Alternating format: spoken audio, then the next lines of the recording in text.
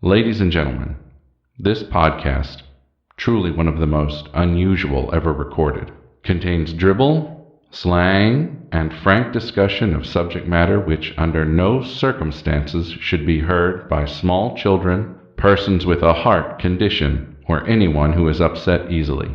If you are such a person, or if you're the parent of a very small child in the room, we urge you to switch off your streaming device now.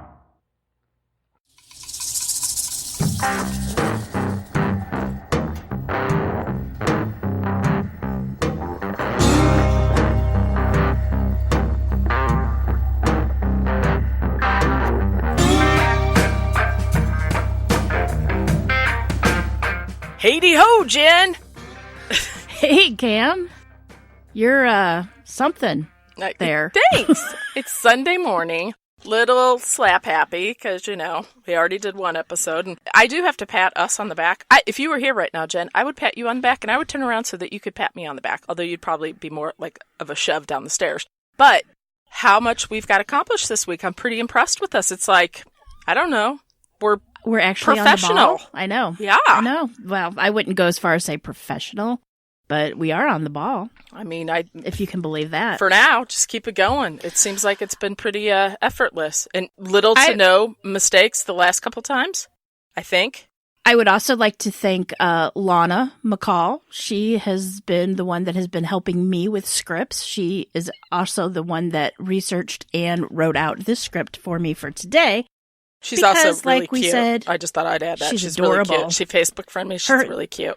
Her entire family's cute. But for those of you, if you didn't hear the last episode I did, Lana has agreed to help me write scripts because of my ADD. I cannot focus very well to write scripts quickly. Camille can write like 10 to my 1. So... yeah, so Lana's going to help us out. But on another note, if you ever want to find out about somebody's great lost aunt or uncle from 1902 who ended up, you ask Jennifer, she'll get on that for you. Or before. Just saying. Yeah, my mind wanders and I end up on these websites that I have no idea how I got there. But 6 hours later, I get random text about, did you know that his sister's mother lived in Cahokia, Illinois? Do you know that's really close to us? No, Jennifer, I didn't, but yeah. And that's not any. But anyway, big thanks to Lana. We appreciate you so much. All right, I know about today's topic, but I've forgotten about it because it's been so long, so I cannot wait to hear the story, actually. I'm kind of excited. Well, to tell you the truth, if Lana hadn't have written this, I probably would not be discussing it right now because my fear is great when it comes to anything dealing with my children. And this is about the Thurston High School shooting, which terrifies me. Mm-hmm. We had an ordeal with my youngest daughter when she was in first grade. She had to go through a intruder drill, and they never mentioned that it was just a drill. They played it out like it was the real deal. And for years, we had to deal with the anxiety. She never wanted to leave for school because she was afraid something would happen to her dad and I, and she would never get to say goodbye to us. I'm going to start crying here in a minute. That's awful. That is awful. Well, yeah, so let's think about the big scheme of things. Did you ever in a million years think that schools would have to have intruder drills to try to prepare? It's horrible. And I think a study just came out recently saying that you can do as many intruder drills as you want, but it's not really... until it happens, there's no way to prepare for that, which, it makes sense. Yeah, so, okay, I'm going to have to, Sorry, Jen, I didn't know you were, Oh, God, it was... No, I know. It's awful. It's awful. It's just a terrible thinking thing. about it, it's awful. No, just how bad Hadley would cry and hang on to me and not want to, go away. I get that. Well, she would scream. And what did the school say? Like, did you contact them and say, hey, smooth move? Like, what? Yeah, later when I had to send her to the school counselor, and the school counselor talked to the school, but they're like, we don't know what else to do. I mean, my daughter was telling me she was hiding behind her backpack, crying, and she was hysterical, and there's nothing they could do. The teacher kept telling them to be quiet. Yeah, they make you be silent. She thought she was going to, at first grade, she thought she was going to die. That's horrific. And what kills me is she didn't tell me this until a couple months after it happened. Couple months she might not have processed it all the way either, realizing that that's she was what it too was. young. Yeah, exactly. Yeah, but it was horrible, and we could not understand why she wouldn't go to school, why she hated to get on that bus when before that happened she loved it and she couldn't wait to go, and then all of a sudden things changed and she was crying and it was horrible. So I can only imagine the pain and suffering survivors of a school shooting have to go through, I guess. I just couldn't imagine. No, it's terrible. One year, our principal gave us a teacher appreciation gift. I mean, it really wasn't, but that's what he termed it, and it was kind of, that part of it was a joke, but it was Teacher Appreciation Week or whatever. The gift was a 2x4 with a zip tie on the end and Velcro on the board as well as the extra place, and it is to remain in our classrooms next to the door at all times because you fasten it to the door, you zip tie the handle. Mm-hmm. And I was like, you know what? In a million years, you just... Never. Who thinks that's going to... You know what I mean? Mm-hmm. Yeah. Boy. And chances are our school is located right by a sheriff's substation. So the chances of that happening are pretty slim. Yeah. I mean, it could still happen, you just never know. But it would be taken down quickly because of the police being there so soon. So we're going to go, it's our first school shooter that we're doing. We're going to talk more about the shooter, Kip Kinkel, who was 15 years old at the time. Now, I know the victims are important here. He murdered 4 people in cold blood and he injured 24.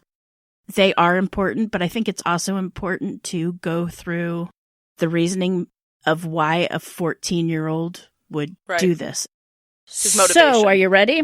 Yep, I'm ready. And the motivation, right. Okay.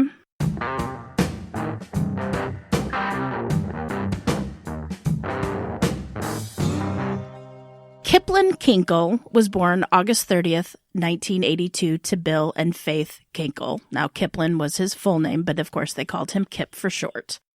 Bill and Faith were married in 1972. Faith was born in Cleveland, Ohio, and graduated from Bowling Green State University. She was a volunteer in the Peace Corps and then moved to the Portland area where she started teaching. Now, Bill was born in Idaho and he had been working at the Thurston Middle School in Oregon and Thurston High for over 25 years as a Spanish teacher before retiring in 1991. He didn't fully retire. He still taught some classes at the Lane Community College. They were normal, loving, everyday parents, right? Kip had an older sister, Kristen. She was 6 years older. When Kip was young, his father, Bill, took a sabbatical and they moved to Spain for a year. Oh, that's and cool. Kip had a pretty tough time. He was in kindergarten and the teacher and his classmates only spoke in Spanish. So it was a bit difficult for him to understand how things work. Mm-hmm.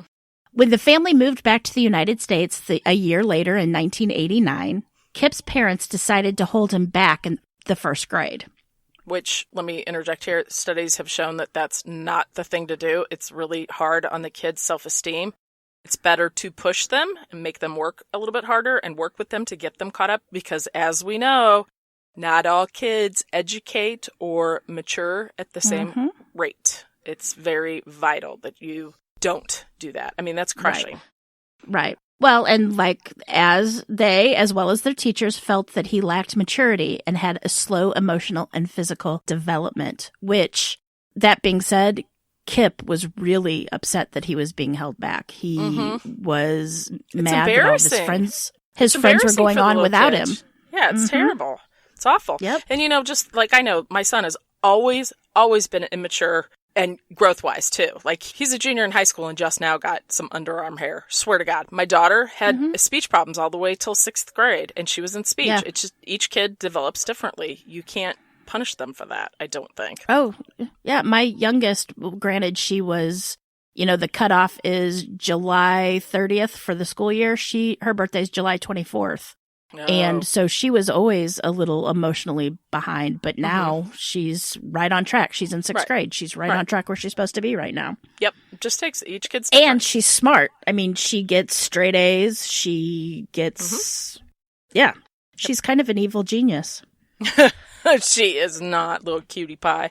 Okay, go ahead. In second grade, he was known as just an average kid. There's no disciplinary problems, but he was having problems in school, enough to the point to where his parents asked that he should be tested for a learning disability. Mm-hmm. From one of the PBS documentaries I watched on this, his sister said that he would get his E's and 3's confused and his B's and D's confused when he would write. Hell, I still have problems with that. That's a sign of dyslexia. Those are the common letters and numbers that people... Right. And he scored above the 90th percentile on the intelligence test, and he was average on the neurological screening test. His doctor was also very concerned over how much trouble he had with spelling, and his emotional response was not doing well academically. During a 25-minute spelling test, he worked very diligently, like more so than a kid his age should. And then he even had trouble spelling his own last name. So, again, when he had his trouble, he would get frustrated and he'd get very, very anxious. He couldn't handle things very well. Right. He would lash out. Correct. Around the third grade, his dad stopped teaching at the high school. He retired, or semi-retired, I should say. But Kip was still having trouble at school, mostly with reading and writing, but he was really good at math. He totally excelled in math. Totally different than you and I. Mm-hmm. So his parents had him retested for special ed classes, and thankfully, this time he was eligible to be put into class. So a plan was drawn up, and he did so well with extra help that by the end of the year, he ended up getting an honor award for improvement in reading and working hard to overcome his frustration. His teacher also reported that there were no behavioral issues, and his grades continued to be A's and B's. See, just a little extra help. Sometimes it really does. Just makes all the difference. All the spelling stuff, it's bringing back traumatic things for me because I forgot that time spelling test and the time math test. Man, you got a timer on you. That's stressful. Why did they do that? Are you kidding me? Up until like 6th grade, I was spelling O-V-E. Well, to be fair, the American language is a little tough. The English language is a little tough like that. It's very tough, but I was an avid reader. I read constantly. I always made my reading, you had to read a certain amount of fiction and nonfiction. I always made that my goal by mid-year, but I couldn't spell to save my life, nor could I do math. But boy, I could socialize like nobody's business. Too bad that they don't give you a grade for that, right? I know. I would have excelled, man. You would have. So the next year, 4th grade, Kip was diagnosed with a learning disability, which I'm assuming is dyslexia. Yeah, I was wondering what it was. And he worked with a special education counselor for the entire year. And even then, he was placed in the talented and gifted program for his above average performance in science and math. And sometimes kids, like you're either science and math or you're lit in history, you know, it just kind of... Right brain, left brain. Right brain, left brain. Not much is said in any of the records between Kip's 4th, 5th, and 6th grade school year. But 7th grade rolls around, and here comes his puberty. Things start to change. His sister, who he was very close with, and actually sometimes she was the mediator between he and his parents, she transferred from the University of Oregon to Hawaii Pacific, where she received a full cheerleading scholarship. So she was no longer around to be the mediator, so Kip and his parents had to work out their difficulties themselves. From what I can tell, I think Kip's dad was kind of hard on him. After his sister left, Kip and his friends went to the school computer, and this is so stupid, but kids will be kids, right? They used the school computer to look up books on how to make bombs, and they even ordered one, which... I don't know if I should even say if it's illegal to say, but at this time I was working at a bookstore and we sold this book so often. It was always out of stock. We always had to order it. I think we were ordering it by like 15 quantity every time we ordered it because it would always run out of stock. Really? Yeah. And that's the Anarchist Cookbook. Yeah. That's a little frightening. I remember that though. Yeah. Do you remember selling it? I mean, we sold it like crazy. And this was around that time frame. You're right, it is. So when his mom found out about this, she started to worry that, Kip wasn't exactly hanging around great people and they were bad influences. And, like most parents, it's never their child's fault, right? Even though he was the one that did it, it had to have been other kids. His friends, yes. It was his other people's fault, not her child's fault. Not to say that that's bad. All parents do that. I do that. Everybody does it.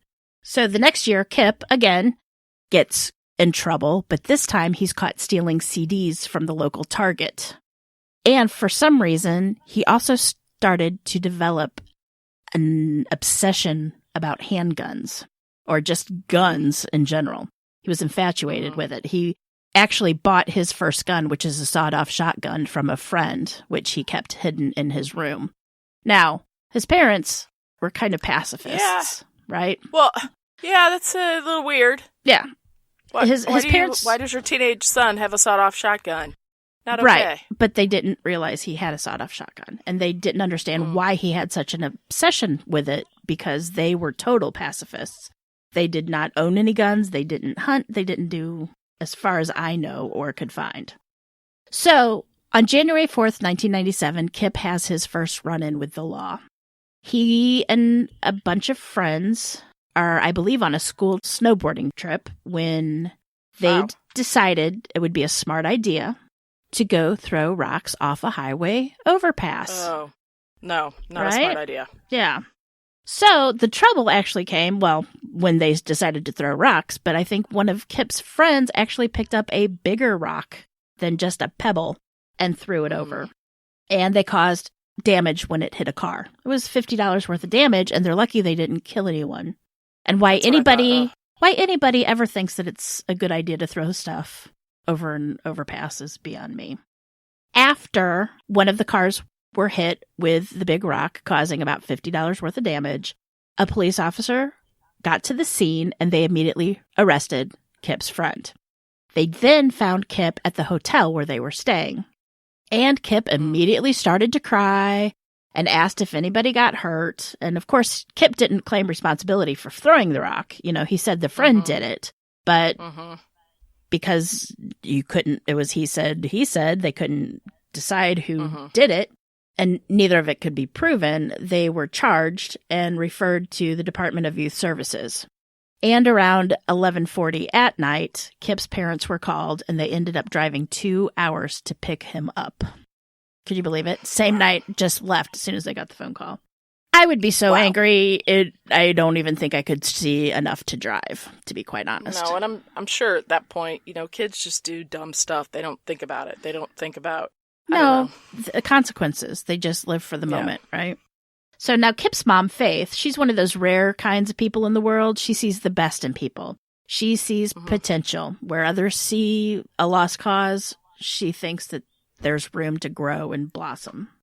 Those that knew Faith said that violence was the antithesis of her approach in life. So she taught cultural understandings through education, communication, and travel. So when Kip started displaying violent tendencies and behavior that Faith and Bill felt was inappropriate, she wanted to get some help, not to punish him. She wanted to help him. So 14-year-old... As a mom, I get that. Like, you know, you don't... Who wants to think that their child could ever be damaged and do something wrong? Of course, you don't want to believe that. But exactly. But it can happen, as your last episode. That's what I'm saying. Like, yet it happens again and again and again. Kip's being violent, right? Nobody needs a violent boy, a 14-year-old son in their life. So Faith decided that Kip should see a psychiatrist. Now, that being said, Bill did not agree on psychiatric help. He actually, from the documentary on PBS, the daughter stated that her dad felt it was like going to a chiropractor. It was kind of not really a bogus science, but it just wasn't needed. Let's put it that way. But he relented, and they did take Kip to a doctor.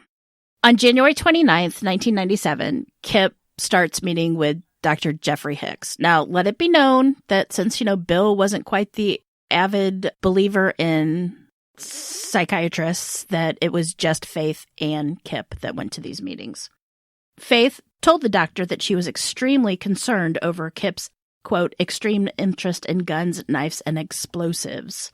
And she was afraid that he would either harm himself or harm others. So she asked the doctor if he could help Kip learn more appropriate ways to manage his anger and not lash out, which is quite understandable. Right. Yeah, totally. In the first session, the doctor noted that Kip became tearful when discussing his relationship with his father. And it said that his mom viewed him as, quote, a good kid with some bad habits, while his father saw him as a bad kid with bad habits, end quote, which is kind of sad. It is. He thought his dad expected the worst of him, and he didn't feel supported. He diagnosed Kip with major depressive disorder, but with no mention of schizophrenia, which will be important later on. But he's little, too. I mean, he's still younger. That's those harsh conditions. That's a very harsh diagnosis for somebody that young, you know? Well, even though it starts popping out in the teenage years, schizophrenia starts to show himself, unless the kid's having problems showing emotions. And depending on how his father was, if his father was very stoic and boys don't cry or boys don't, that could play a lot of it too.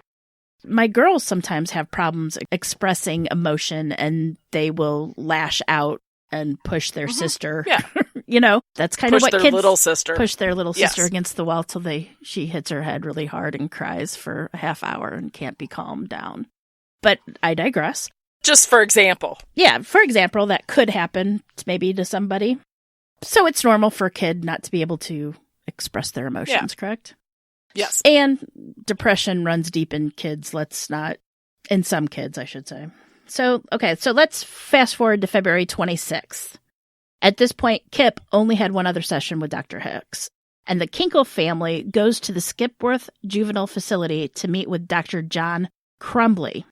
And on intake, he noticed that the Kinkels were very impressive parents. They wanted him to take responsibility for what he did and to make things right with the victim of the car pebble over the overpass thing.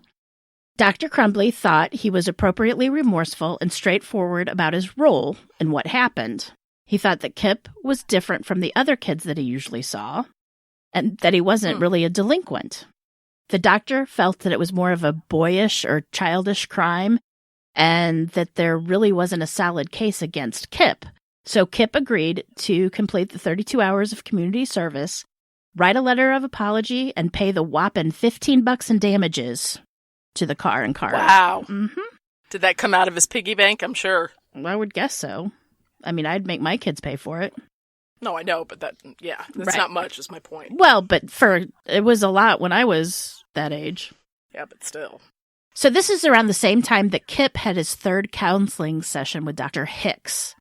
He reported that he had this ongoing interest in explosives and that he was still depressed, but he wasn't suicidal. Now, when I say that he had an interest in explosives, the PBS special that I watched said that when he would get aggravated and frustrated, he would make bombs to blow up. He would detonate explosives, and it would make him feel better. He had to destroy something to make himself feel better. Yeah, that's a red flag. Thank you. Now we're into the April session. He had another therapy session, and it was the same as February. Things haven't been really progressing. It's just kind of flatlined there. On April 23rd through the 29th of 1997, Kip is suspended for 2 days from school. Seems he was shoved by another kid, and in response to him being shoved, he kicked the kid in the head. I'm just thinking, how did he get to his head? Well, if he was shoved, did he slug him and then the kid fell down or something? Well, somebody shoved him, right? Didn't mean that he actually fell down, but he was shoved. Okay. Kip actually... But how did his foot get up to the kid's head? Well, Kip actually had karate lessons when he was younger. His parents let him do karate. Oh, really? Yeah. Okay. So he kicks the kid in the head, and Kip is the only one that's punished. And his mom is angry, as well as Kip is. After his suspension is over, he comes back to school and throws a pencil at another student, which the teacher said was assault. So he's suspended again. Really? I guess it depends on how he threw it. Was it in anger? Did it hurt the kid? Or was it hey, here's a pencil? Right. You know what I mean? Was he using it as a weapon, or was it more I'm assuming since the teacher thought it was an assault, that he threw it, maybe the kid said something and the Kip threw it out in anger and threw it hard. I mean, pencils can be... Oh, I gotcha. I know. can hurt. They can be a weapon. They can. Yeah. You can get lead poisoning. Mm-hmm. On April 30th, Kip and Faith see Dr. Hicks again, and they discuss the recent suspensions and how they felt like school wasn't really acknowledging or considering how much progress Kip had made in school and in his own life, and they felt the entire situation was being unfairly handled. So, on June 2nd, 1997, at the therapy session, Kip told the doctor he was, he felt eating was a chore. Food didn't really taste good. He was tired all the time. He was bored and he was irritable. He felt like there's nothing to look forward to. He was more cynical in life, basically. He denied that he ever thought of suicide or that he even planned to commit suicide or how he would plan to commit suicide. But Dr. Hicks felt that antidepressants would be worth looking into and maybe he should be. So he forwards the information to Kip's primary doctor, and by June 18th, Kip starts taking Prozac. So that seemed to be working. He was less depressed, he slept better, and he had no angry outbursts. So Prozac seems to be working for Kip. So a good turn in the right direction, right? So in the meantime, Kip is still fascinated with guns. He wants a gun. His parents don't know about the sawed-off shotgun, and he keeps begging his parents for a gun. That's all he talks about. For a gift. A gun, right? So Bill and Kip come to an understanding that Kip will research a model of a gun, and using his own money, Kip will go out with his father and purchase a gun. Kip chooses a 9mm Glock. Now... What? Yeah, a Glock. I was thinking like deer rifle. No, a Glock. Right? That's what... No, I know at one point... Nobody needs that. No. Well, police officers used to carry a Glock, like Well, that's my... this time. Rightfully, some teenager does not need one. There you go. Exactly. Now, there were rules put in place. Kip was not allowed to use the gun without Bill being present. And it wouldn't officially belong to Kip until Kip turned 21 years old. Now, Dr. Hicks would later testify in court that he found out about this only after the gun was purchased. But if they would have talked to him about Kip getting a gun, he would have definitely had concern about it. He would have probably said, "No way, Jose." I don't think he would use such clinical terms as that. He'd dumb it down a little bit more than "No way, Jose," but I think it would work. Yeah. Well, he says he's not suicidal, but he's definitely depressed. So even in that scenario, you shouldn't have used exactly to harm himself, So why would you? Nope. Okay, well, go ahead. Bill, his dad, thought if Kip is going to have this fascination with guns, he should at least know how to be safe and be able to use it. Kip's 8th counseling session was on July 9th, 1997. Faith felt that Kip was less irritable and generally in a better mood with no angry outbursts. And on top of that, he was getting along better with his parents. His father, in particular, was making efforts to spend more time with Kip, which is great.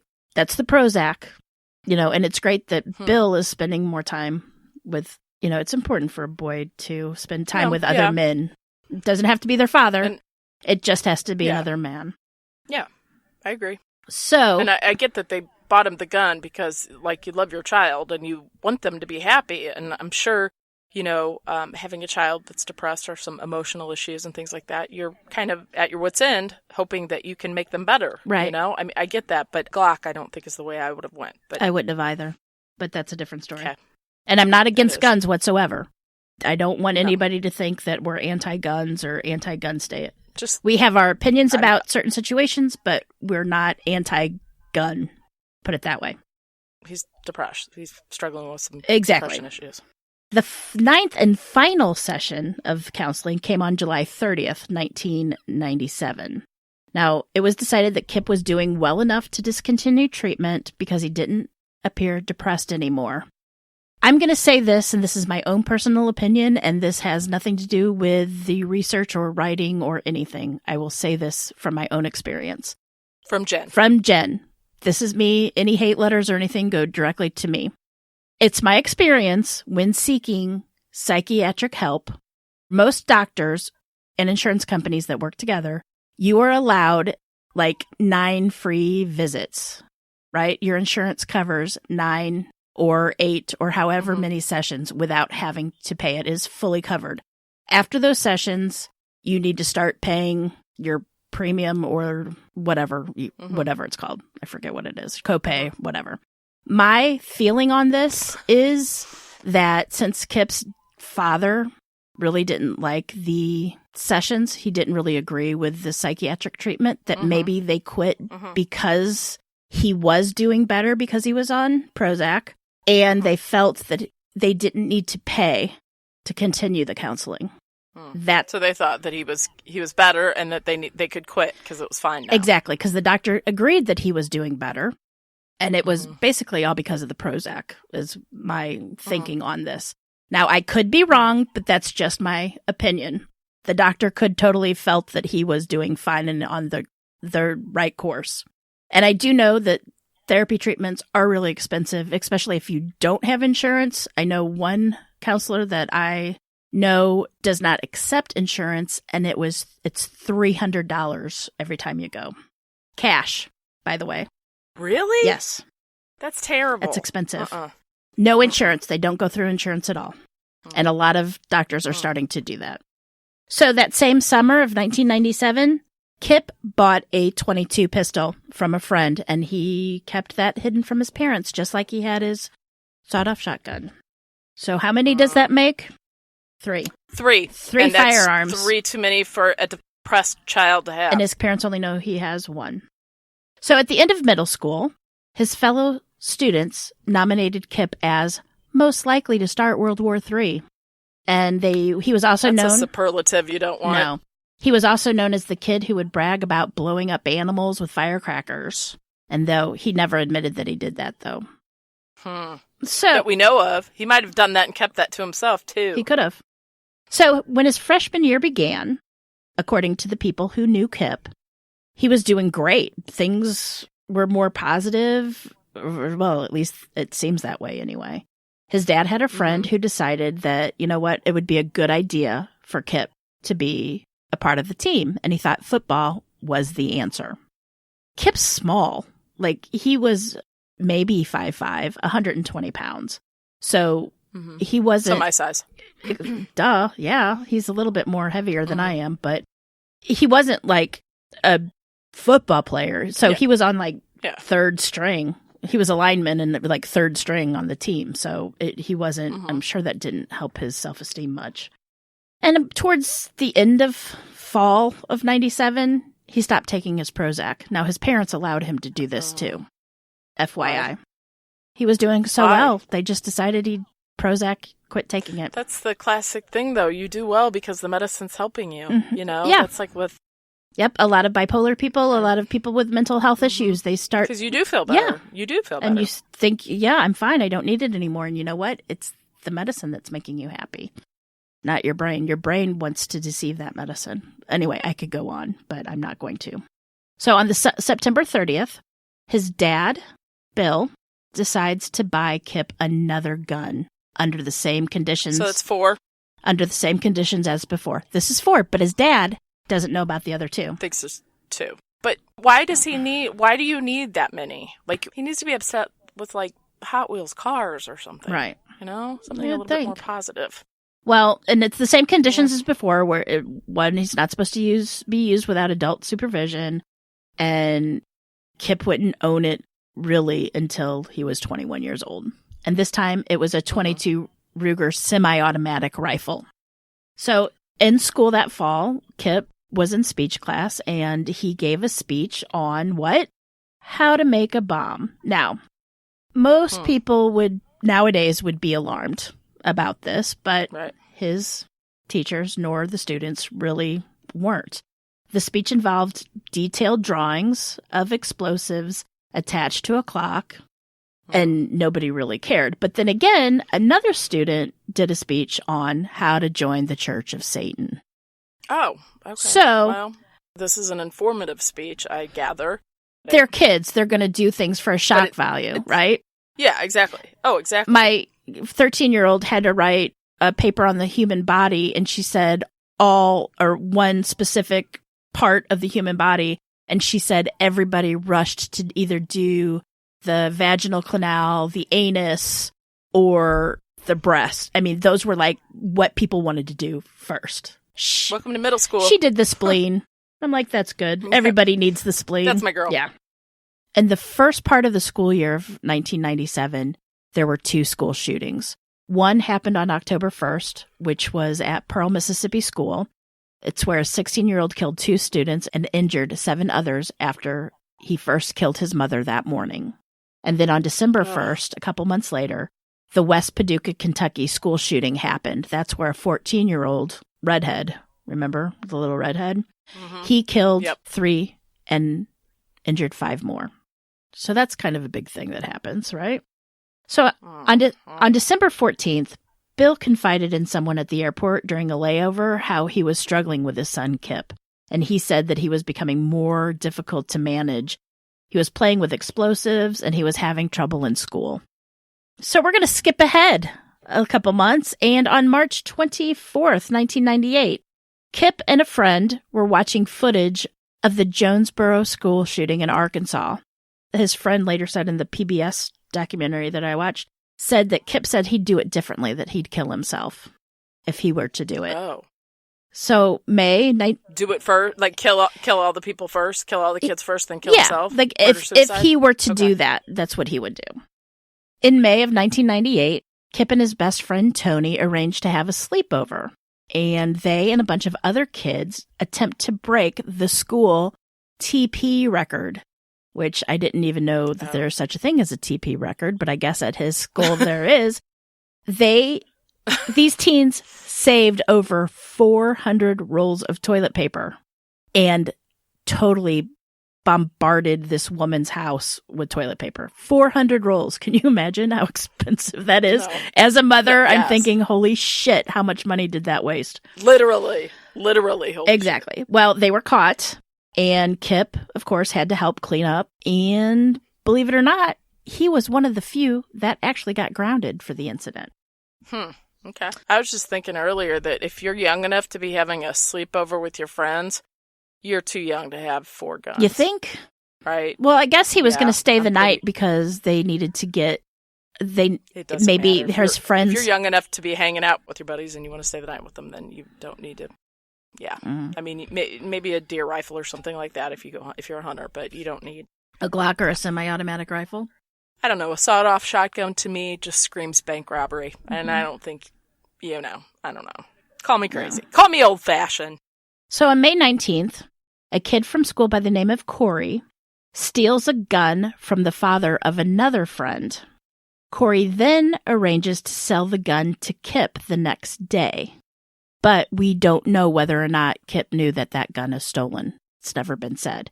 And ironically enough, the day before, Kip's mother, Faith, is recognized as one of the most outstanding teachers of the year in the entire school district where she teaches.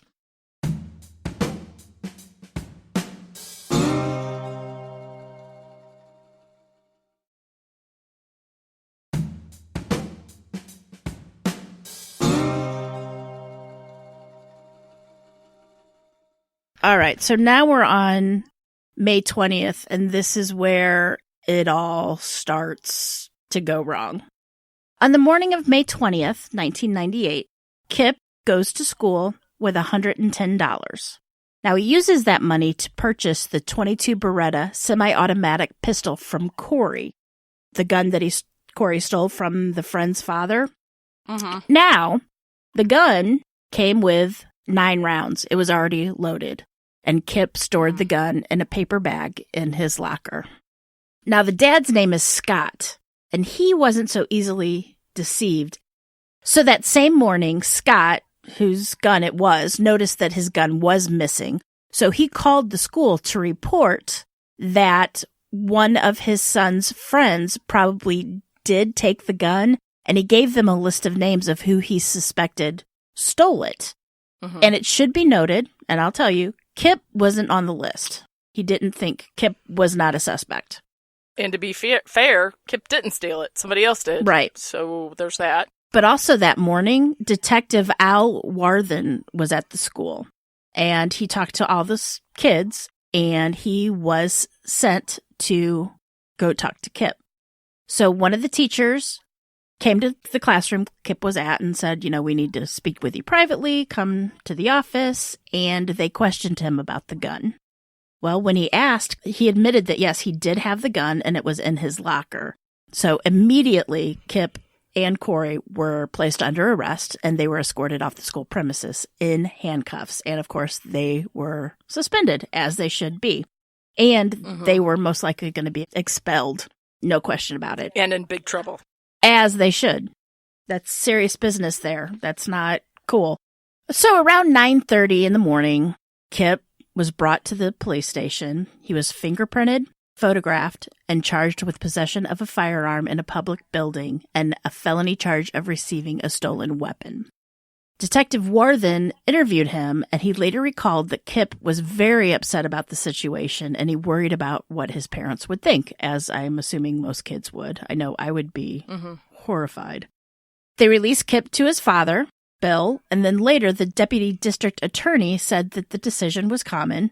If a youth is arrested for a Class C felony, and there's no outstanding warrants against them, and no immediate threat to themselves or others, they are released to a parent. So Bill picked Kip up from the police station. They stopped at Burger King before heading home, and that was about 2 o'clock in the afternoon. Really? I'm not passing judgment here, but I think I would be like, we are not stopping at Burger King. You can eat at home. Like, I just don't. I find that a weird little thing. Who knows? I just picked up my son for having a loaded gun, at school in his locker. I don't think I'm going to swing by Burger King for you. No, maybe it was for him. Maybe that's just me. Even more, I would not be hungry. I would not be eating. I'd be pissed. Yeah. That's what I mean. So the two of them get home, and Bill starts making phone calls. One of the calls Bill makes was to a friend, and he mentioned that maybe a boarding school should be in order for Kip. And they were talking about how he should handle the situation with Kip. And Kip, of course, was overhearing the conversations. And both Kip and Bill were discussed how they were going to break the news to Faith and how they thought she was going to handle what happened. Obviously, I don't think she would handle it very well. I would fly off the handle. About 3 o'clock in the afternoon, another call comes in, and this one's from Scott, the father, the one with the stolen gun. He called Bill when he found out that Kip was arrested, and he now says that he recalls how Bill was very upset, which of course he would be. And Bill said, quote, "I don't know what to do at this point," end quote. And he was distraught, and Bill thought that Kip was totally out of control. I would agree. Now, remember, Dr. Hicks said that Kip was very emotional, right? Whenever he got upset, he liked to blow stuff up, all that kind of stuff. And yes, he does make mistakes, and he is always very upset when he gets caught, more than any kid gets. Well, not more than any kid, but more than your normal teenage boy, right? He said that Kip was irrationally upset, and he overreacts every time he's caught. Yeah, I get that. And now at this point, upon hearing how ashamed his father was and how overwhelmed with the situation Bill was, and remember, he already felt that his father wasn't proud of him at all, right? And I hate to say this because it's such a bad thing to say, but this triggered Kip. Don't mean triggered, but this set him off. I know. Yeah, I think triggered would be a poor choice of words. However, this set Kip off.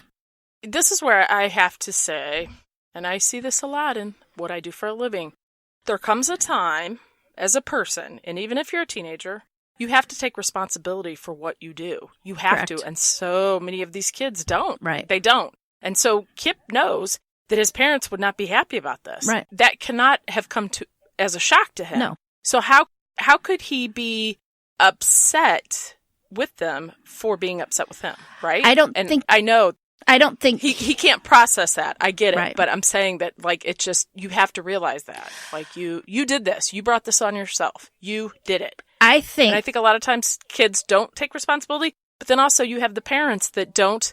Their child, their child's just fine. They're okay. They're just having a rough time or whatever. You know what I mean? I don't think Kip had a hard time knowing that he messed up. I think he knew he messed up. I think he didn't want to see his emotional turmoil he caused his family. It's his inability. This happens with a lot of people that commit crimes. It's their inability to look ahead and see what the consequences of this is going to be, right? And he didn't do that. Because if he would sit down, any person, a 2-year-old can sit on a couch, and if they hit mommy, they know mommy's going to be upset, right? Or whatever. And so, like, the inability to either look ahead or they look ahead and they don't care, I don't know. Once Bill hung up the phone with Scott, Kip goes into his bedroom, grabs his .22 semi-automatic rifle, grabs the ammo that was kept in his parents' room, while the dad is at the kitchen counter drinking his coffee. Kip comes up to him and fires one shot into his head directly behind his ear, instantly killing him.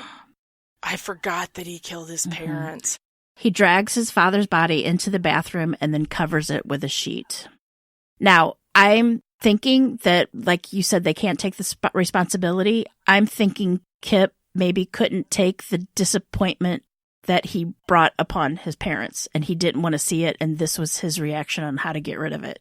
That's what I'm thinking. Yeah, but then it's even going to be worse. I know, but that's all I can think of why he would do this, because he would get upset unless it was all a game. Like, he overacted because he thought that's what everybody expected of him, is to overact. And if he overacted and said he was so sorry, oh my God, I didn't mean to, that maybe people would forgive him quicker. Right. Yeah. I don't know. I don't have any kind of psych degree, nor do I play anything like that on TV. You play with, I was just going to say that. You beat me to it. Okay, go ahead. So the adrenaline must have been pulsing through his body. I mean, he had taken it way too far, and he knew it was. And he just didn't kick the dog or punch a hole through the wall. I mean, this time he, killed his dad. You know, he must have, I couldn't imagine what was going through his mind at that time. I was just thinking if he had plotted that part out earlier, I wonder, I don't know. If he thought about that, or if it was just a reaction. Spur of the moment. He just did, yeah. Well, from the time it's still premeditated, because he actually had to go get the gun to do it, and I would think that constitutes his premeditation. If he had the gun in his hand and then just shot it, I don't think that would be premeditated. Well, and the fact that he drug his body down, it's not like he, entered a state of shock at that moment. Right. Like, he had to comprehend what he was doing after that, too, which is really unthinkable.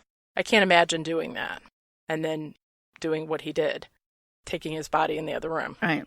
So around 3:30, another one of Bill's friends calls, and Kip answers, and he goes on to say that, Bill wasn't there right now, couldn't really talk.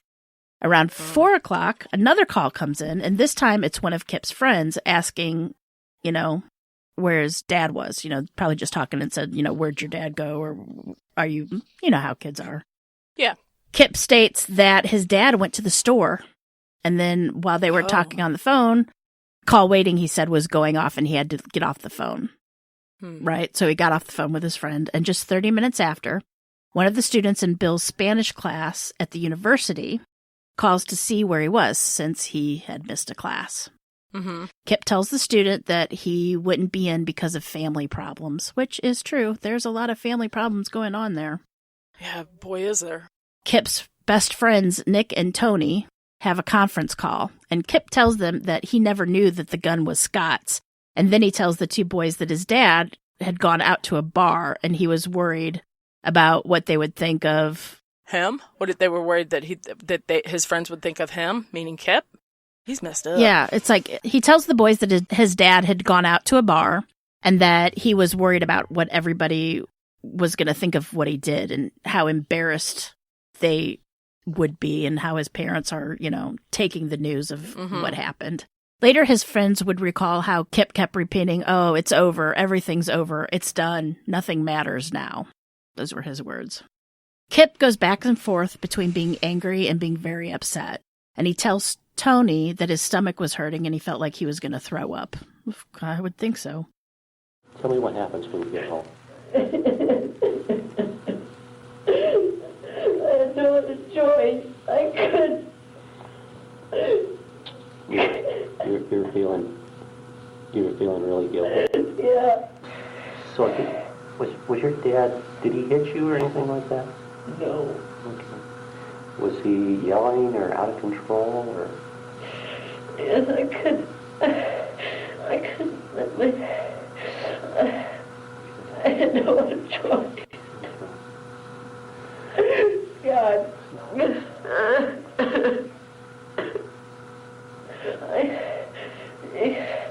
I had no other choice. You saying all this. Okay. He's mad at you because you got caught at school with a gun, right? Right. Okay. And he's all his friends and everything knew about it. Okay. So he was feeling ashamed and embarrassed because you did something wrong. Is that right? Right. Okay. I didn't want to. I love my dad, that's why I had to. You love him, so that's why you had to kill him? Oh my God.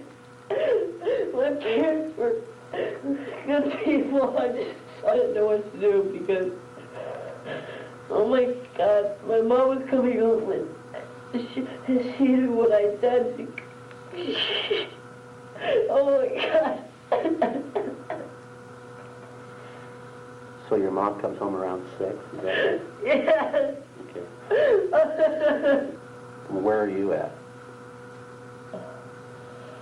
I was waiting for her. Okay. I just want to die. I know. Oh, God. So, you told me that your mom gets out of the Explorer and starts up the stairs from the garage or basement, is that right? Yes. Do you say anything to her? Yes. I told her I loved her. And then you Yes. God damn these voices in front of my head! All right. Settle down. Yep. Settle down. It's all right. It's all right. Just settle down, okay? All right, just settle down.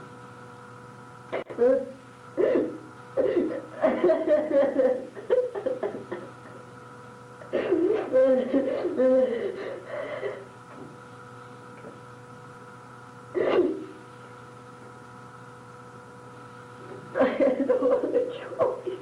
Okay. I love my mom. Okay.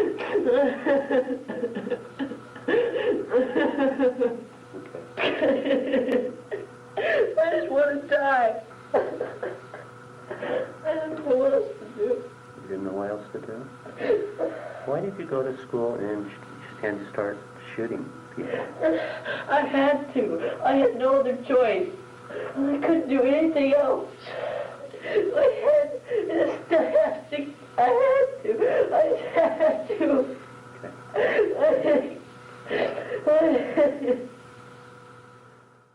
Some of his classmates would later recall how completely stoic Kip looked. Like, one said his face was casual, like it was something he did every day. Others said that he looked almost like an adult. He looked bigger somehow. Some said they didn't even see the gun, but they felt it, thinking it may have been like a paintball gun. Mm-hmm. One girl who was shot in the shoulder said the only thing that she was worried about was how her shirt was ruined from the red stain that she thought was a paintball. I think that's normal. I think you don't think you're going to be shot No. in school or anywhere else, right? So No. I think that you do those things kind of, yeah. You're shocked. Your brain's kind of protecting you. Kip takes his gun and holds it directly to Ryan Crowley's head. He hears the click of the rifle, but he lives. Kip ran out of bullets. Oh my gosh.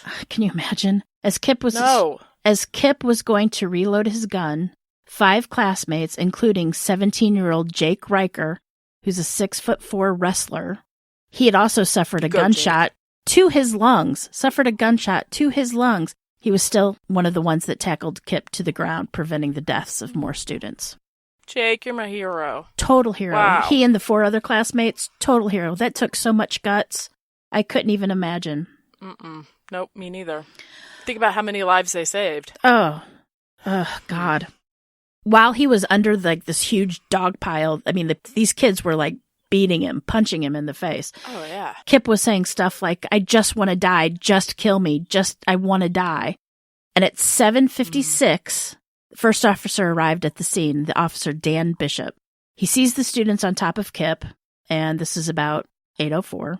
And I think at one point, if I recall correctly, Kip takes the knife that's strapped to his leg, and he tries to kill the police officer because he wants to die. He's telling the police officer he wants to die. Right. So basically, Kip wants to commit suicide, but he's too chicken to do it himself. Yep, cop by suicide. I mean, suicide by cop. Or whatever it takes, right? So Officer Bishop searches Kip and reads him his Miranda rights. The officer gives Kip to Detective Jones, and soon after, Detective Al Warthen, who recognized Kip as the kid arrested the day before, takes Kip into custody.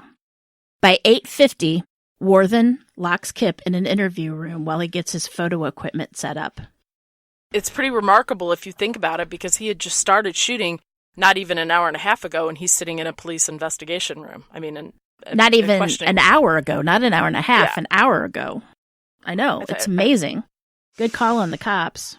So by 8:50, Warthen locks up Kip in the interview room while he gets his photo equipment set up. In the time that Warthen is gone, Kip managed, with handcuffs on, by the way, to pull the knife that was taped to his leg. When Detective Warthen returns, Kip rushes at him saying, "Kill me, shoot me." And this, he later admitted that he did this because he felt shame and he wanted to be shot by the detectives. Suicide by cop. Warthen was finally able to get out of the room, and he sees Kip start using the knife on his own wrist. So Warthen comes back with another detective, and they pepper spray Kip, and they take the knife. By 9:08 a.m., Kip gives his confession. They then photograph Kip with and without clothes, and then they see the bullets taped to his chest, and he admits that he had one of each so he could kill himself. At 9:30, after police are dispatched to his house, his parents are found. 3 detectives arrives on the scene, and through the glass door, they see hundreds of rounds of .22 caliber ammo all over the living room floor, just piled on the living room floor. And when they open the door, they hear the CD soundtrack of Romeo and Juliet, and it's on repeat, and it's loud. They said it was so loud, they had to scream to hear each other. They go through the house, and of course they find Kip's parents. On the coffee table in the living room, they came across a confession note written by Kip. And here's the note. I have just killed my parents. I don't know what is happening. I love my mom and dad so much. I just got 2 felonies on my record. My parents can't take that. I would destroy them. The embarrassment would be too much for them. They couldn't live with themselves. I'm so sorry. I'm a horrible son. I wish I had been aborted. I destroy everything I touch. I can't eat. I can't sleep. I didn't deserve them. They were wonderful people. It's not their fault or the fault of any person, organization, or television show. My head just doesn't work right. God damn those voices inside my head. I want to die. I want to be gone, but I have to kill people. I don't know why. I'm so very sorry. Why did God do this to me? I have never been happy. I wish I was happy. I wish I'd made my mother proud. I'm nothing. I've tried so hard to find happiness. But you know me, I hate everything. I have no other choice. What have I become? I am so sorry. So what jumps out to me? That was his note. What jumps out to me immediately is the voices in his head. Were those real, or was had he? I don't know. Had he said that he heard voices in his head? Later, Dr. Hicks would go on record stating that he never had heard Kip state anything about that. Okay. As they searched Kip's room, knowing that Kip had a fascination with explosives, they were, of course, very cautious. They came across a live bomb constructed from soda cans, set with a hobby fuse that worked off a flashlight battery.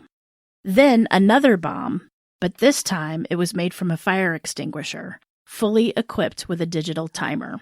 This one had enough of a charge to cause damage to at least a half-mile of houses. Oh.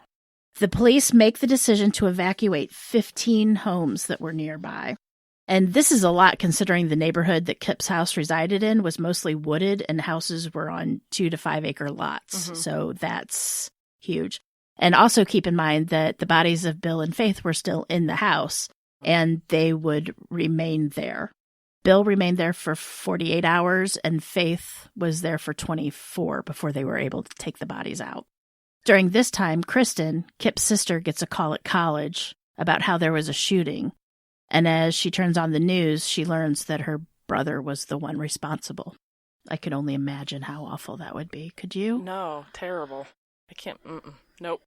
A few hours later that day, Kip agrees to accompany the police to the school. Why the police would want to do this, I have no clue. Same day, by the way. Well, Same day. Couple reasons. I would surmise.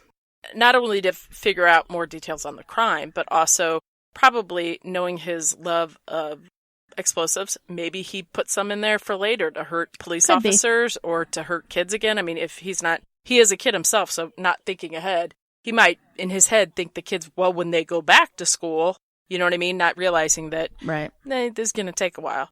And also just to get some more, shootings, mass shootings like this, especially with teenagers. It's still misunderstood. Like, they don't know a lot about it. So maybe they were hoping to get some insight into that as well. Why he chose who he chose and where he went, that's Detective Camille.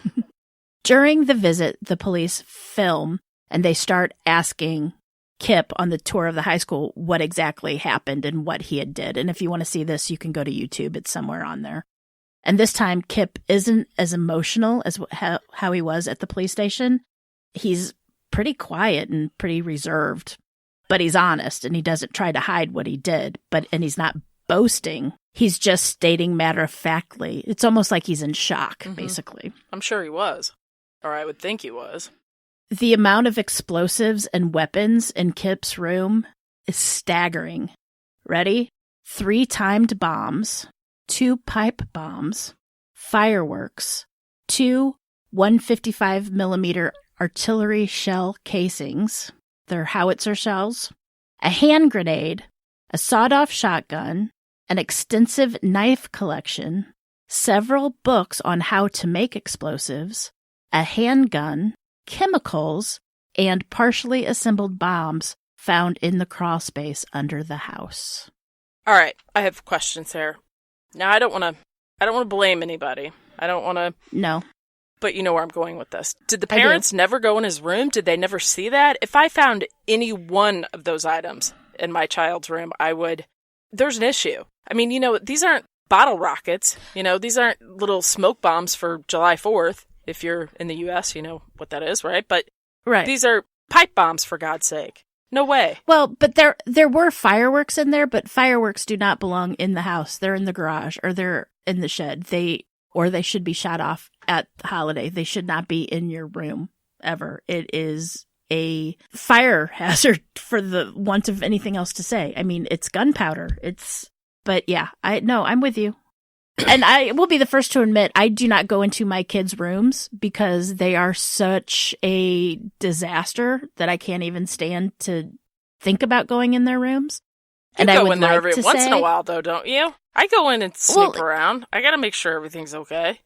Yeah, I mean, every once in a while I go in. I mean, I could see maybe a hand grenade getting in there because you can put it in a drawer. But no kid should have a hand grenade. That's my point. Oh, no. Like, none of that no stuff one should should have have been a in there. hand grenade. No one outside of the army or military should have a hand grenade. That's just, I don't even know if that's legal, but I guess it would be. Hell, None of that other know. stuff is legal. Nobody can have a pipe bomb in their house. Nobody can have explosives in their house. And the fact that the kid's a teenager and he has this obsession with guns like that, that's not normal. A lot happened after the shooting. But I want to be quick to say that even though the confession Kip gave indicated that he may have had an issue with schizophrenia, in this case, Oregon has the guilty but insane, which is the innocent by reason of insanity plea type thing. You know, theirs is just called something different. Kip took the plea deal, and most people would be upset with a plea deal because you get a shorter time. But this time, Kip was sentenced to 112 years in prison without the possibility of parole. Was that the plea? Like, was that a better deal than what he would have gotten? Was it to avoid I the have death no penalty? idea. All I know that his sister was allegedly the one who told him he should take the plea, that he should plead guilty and spare everyone the trial. Mm-hmm. You know, that he shouldn't do the guilty by insanity. Mm-hmm. He should just take the plea deal. After all this happened, a campaign called Let It In Here started to stop school violence. One student was shot so severely that it was thought that she would not survive, and her name is Teresa Miltenberger. She was shot in the forehead, and her head was so badly swollen from the bullet that her mom had to examine her hands and feet to be able to recognize her. Oh, that's heartbreaking. Teresa had to be kept on life support because her mother was out of town, and they didn't want to take her off life support because they wanted her mother to be able to say her final goodbye, which is killing me right now. When her mother got to her and they took Teresa off life support, she kept breathing. Not only that, she fully recovered. After 65 days in the hospital, Teresa had bullet fragments permanently lodged in her brain and no memory of that day, but she was still alive. Oh, Teresa, that's my hero too. Her parents filed a $14.5 million lawsuit against Kip and his parents' estate. The suit claimed that Kip was negligent in entering the school and discharging weapons. It also claimed his parents were negligent in providing Kip with firearms and failing to supervise his access to them. The suit claimed to recover damages to her medical bills, which at the time exceeded $250,000, and were expected to continue for the remainder of her life. It aimed to compensate for pain and suffering, loss of future income, and emotional distress. The claim was finally settled in 2003. Out of the $14.5 million requested, they agreed upon $5 million. It's unknown whether any portion of the judgment will ever be paid, because the estate of the Kinkels was estimated to be worth around $400,000. Another student filed a claim against Kip, but unfortunately it never came to light since he ended up dying in a hunting accident later on. Oh, that's horrible. You survive a school shooting by a lunatic and then you die in a hunting accident? Kip still is in prison. He was sentenced to 111 or 12 years in prison. He received 25 years for each of the homicides, 87 years for wounding all 24 people, and then the attempted murder of the police detective. So that's where all of his pleas were. So he did not just get a life sentence. Mm-hmm. He got separate sentences. Since Kip is being incarcerated, Kip earned his bachelor's degree. He has an electrical license, and he's the prison's electrician. He also teaches yoga in the mental health ward in the prison. And he was the first juvenile in the state to serve out a life sentence. But like I said, it technically wasn't a life sentence. It was different. Well, it's going to be a life sentence, though, right? I mean, in the end, he can never get out. But this is interesting. Of all the people to evaluate Kip, only one said that he wasn't mentally ill when he committed the crime, and that was Dr. Hicks. The one that knew him the best, actually. Right. He was the only one to have known him before the murders occurred. Right. And he was actually, he had the doctor-patient thing. Yeah. You know, he actually saw him as a doctor and not as a court psychiatrist. Also interesting to note that because of his age, the death penalty could not be pursued. Kip would later try and fight his sentence after the Supreme Court decision that life sentences imposed on minors were considered cruel and unusual punishment. And that, I believe, is the 2012 Supreme Court decision of Miller versus Alabama. His charges, he actually wasn't charged, like I said, for a life imprisonment. He was done on separate charges, or he was put up on separate charges. And here are the charges as followed. 4 counts of aggravated murder, 25 counts of attempted aggravated murder with a firearm, 1 count of attempted aggravated murder, that's for attacking the detective, 6 counts of assault in the first degree with a firearm, 18 counts of assault in the second degree with a firearm, and other felony offenses amounting to the total of 58 criminal charges.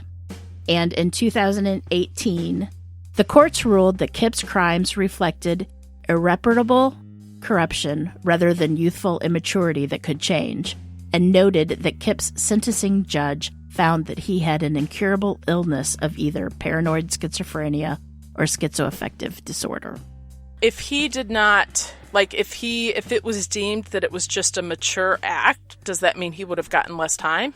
That's how I read that. I mean, that's how I understood that. Is that right? Like, what he did was so bad, it wasn't just a case of boys will be boys and an immature act, right? Right. That's how I'm taking it too. That what he did, since he is paranoid schizophrenic or he has some kind of the schizoaffective disorder, that he would probably be harmful for the community. He might go off his medication, perhaps. That they just kept him in. They're not going to release him. They're not going to give him a chance for parole. And honestly, I think that if he would ever get out on parole, that the entire world would scream. Yeah. Wow. And to be locked up since you were 15. I mean, could you think of all the things that's happened since then? No.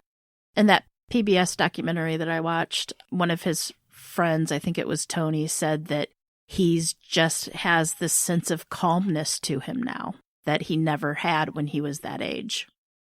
So I believe he's like on sports teams in the prison, and it seems like he's faring very well. That would be a hard thing to forgive yourself, to be able to live with yourself after not only killing those innocent children, but killing your own parents, which goes against things. Everybody's got that moral code that you should, or most people have a moral code that they shouldn't kill people. Well, you think? And yet you and I still find people to talk about each and every week that don't have that. That'll never change. All right, Jen, that gives me a lot to ponder about. I don't know. I kind of, it's kind of we said it at the beginning, maturity of kids. Do they know what's right? Do they know what's wrong? And when? When does that occur? Do they not understand what they're doing, or do they? Maybe they do. Upon listening to all the audio with Kip, my heart aches for him, and that's just as a parent. I felt sorry for him. Believe me, I feel more sorry for the victims. I'm not trying to lessen what Kip did. What he did was horrible and inexcusable, and he needs to be punished. But as a parent, hearing him and how distressed he was, like I said, if he's acting, he's a hell of a good actor. It made my heart hurt. It really made my heart hurt for him. I felt pain. I don't know. And he's 14 or 15. He's so young. Yes, I know. He was so young. I think it's a shame. One of the things that has changed me, well, I mean, of course, is being a parent, but something that occurred after I had children and being a teacher, right? And I see these kids, and the kids that I have are 17 and 18 years old. They can, by law, go to prison. They can, if they commit an act, they're going to be sentenced as an adult, right? They can die for their country. They can do all the stuff. But I still, I think this is because I am a mom. I see their little face, and I still can see that little 2-year-old that one mother loved once upon a time, that, the little boy climbed up in her lap, or the little girl climbed up and gave her daddy a hug. I see all that. And so I get it. It's hard. And especially that is an unhappy, unfortunate incident on all sides. The parents, the children, the classmates, the parents of Kip's sister. I mean, there were so many people that were affected by this, and so many victims. And I think not just the ones that were injured or the ones that died or the survivor, the ones that died family. I mean, every kid that was in that cafeteria, every kid that was in that school that day is a victim.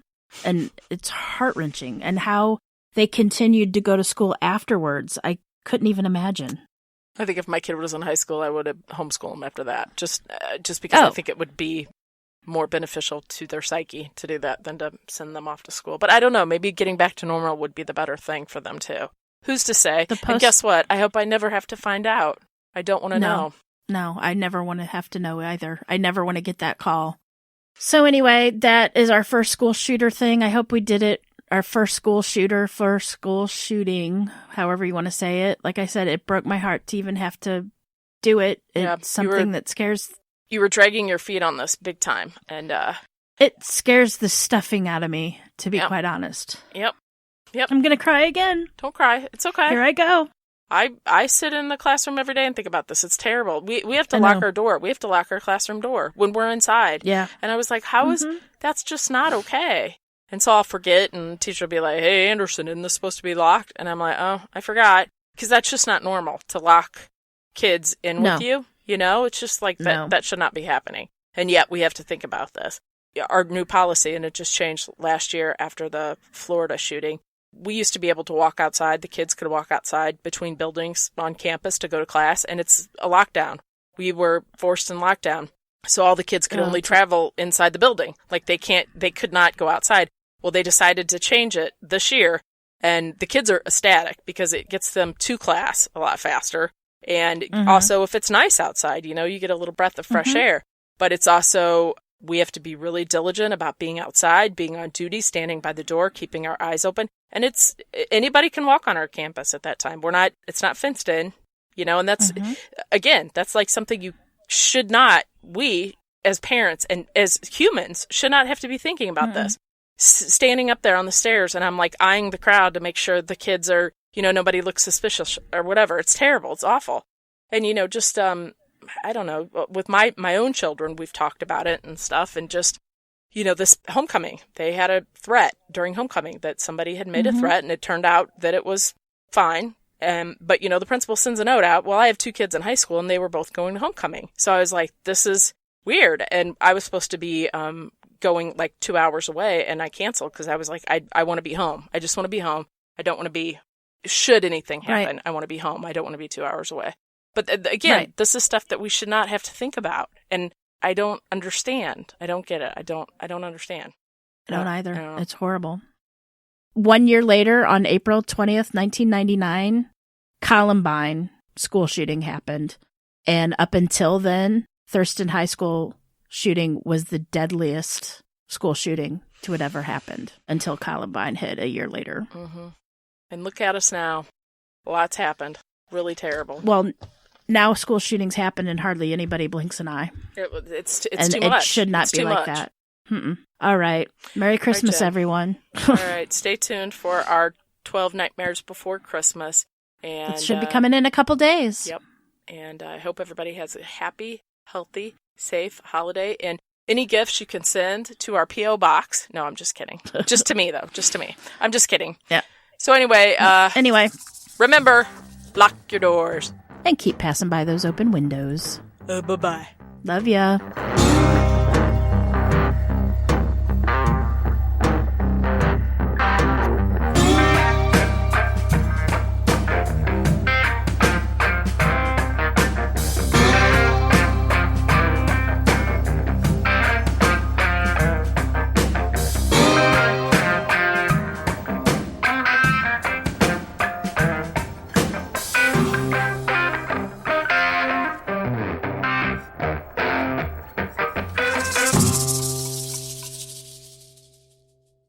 Never mind. Cut that, Rico. It's okay. Okay. Rico? You called him Rico? Rico. I said Nico. I said Nico. I could have sworn you said Rico. Hold on. My cat's crying. Stupid thing. Okay. Hold on. Oops. Okay, go. Get out of here. Go. Come on. Kitties love boxes, but every time she's in it, I think she's peeing. Oh, no. You know what I mean? So I'm like, what are you doing in there? All right, Mine only likes to pee on the couch. Oh, God, that would infuriate me, especially if you go, sit on it and it's wet. Oh, my God, I'd have a heart attack. After the car hit the rock, a police officer came and arrested Kip. After the car hit the rock? Yeah, because the rock was falling and the car got in its way and it hit the rock. Yeah, the car hit the rock. Okay. Yeah, all right, scratch it. After the car... Not right. After the car was hit by the rock or after the rock? Yeah, after the rock was thrown. Scratch that too. I'm not even, fuck me. Now, those who knew her said that violence was the antithesis. I can't even say that. Antithesis. Yes. So those who knew her said that violence was the antithesis. Antithesis. Yeah. That one person said we can't. How come I can't say that? We can't talk real good. Antithesis. Antithesis. Don't look at it. Don't look at it. Look up. Antithesis. No, looking at it helps me because I want to put the "this" at the end. So those who knew Faith said that violence was the antithesis. Woo! I said it. So, fuck me running, man.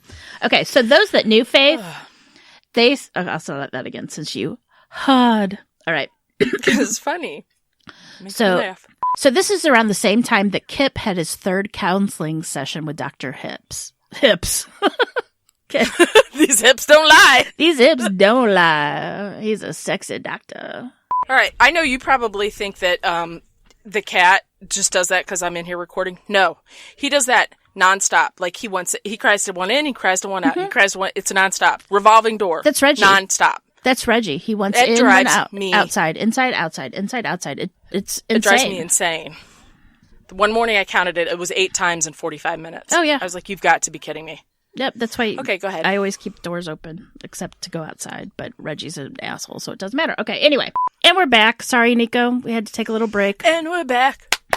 And we're back. Look who's back. Look who's back. Look who's back. The shit really hits the fan, I guess we can say. Is this the antithesis? Yeah. Antithesis? Sure, antithesis. See, I can say it now, but I couldn't earlier.